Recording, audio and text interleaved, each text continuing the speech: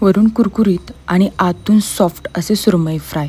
तुम्हाला पण अशी सुरमई फ्राय जर घरच्या घरी बनवायचे असतील तर हा व्हिडिओ शेवटपर्यंत नक्की बघा। इथे मी सुरमईचे 2 काप मिठाच्या पाण्यात स्वच्छ धुवून घेतले आहेत। आता आपण याला कोकम अगळ दोन्ही बाजूनी व्यवस्थित चोळून लावून घेऊया, जेणेकरून अगळ माशांमध्ये चांगला मुरेल। एकदा का अगळ लावून झाला की आपण विशिष्ट मसाला तयार करणार आहोत। त्याच्यासाठी आपल्याला लागणार आहे 1 चमचा फिश फ्राय मसाला। तुम्ही बाजारात मिळणारा कोणताही मसाला वापरू शकाल।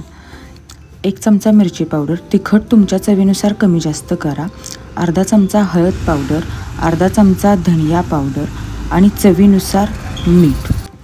त्याचबरोबर 1 चमचा आले लसूण पेस्ट आणि थोडंसं तेल घालून हा मसाला चांगला मिक्स करून घ्या। मसाला कोरडा झालाय वाटत असेल तर थोडंसं पाणी त्याच्यामध्ये घातलं तरी चालेल। आता हा तयार मसाला माशांच्या दोन्ही बाजूला व्यवस्थित लावून घ्यायचं।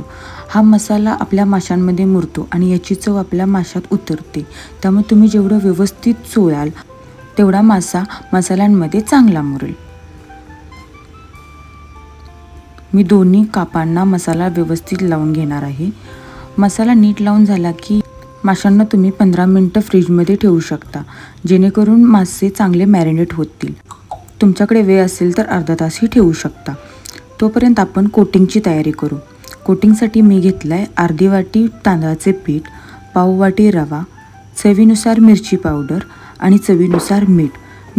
हे मिश्रण नीट मिक्स करा, जेणेकरून मिरची पावडर आणि मीठ रव्यामध्ये चांगले मिक्स होईल।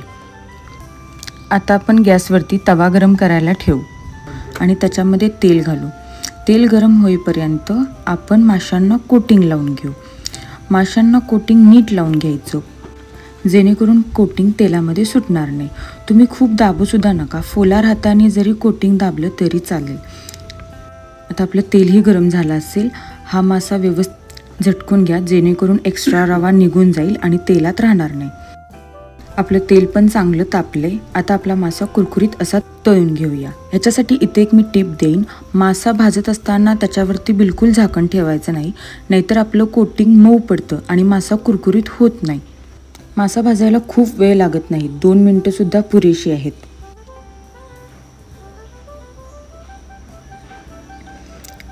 एका बाजूनी मासा चांगला भाजून झाला की पलटून दुसऱ्या बाजूनही व्यवस्थित भाजून घ्यावा।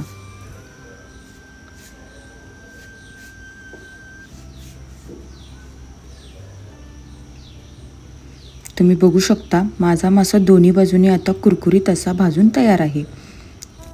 तुम्ही सुद्धा हा व्हिडिओ बघून घरच्या घरी कुरकुरीत अशी सुरमई फ्राय करू शकाल।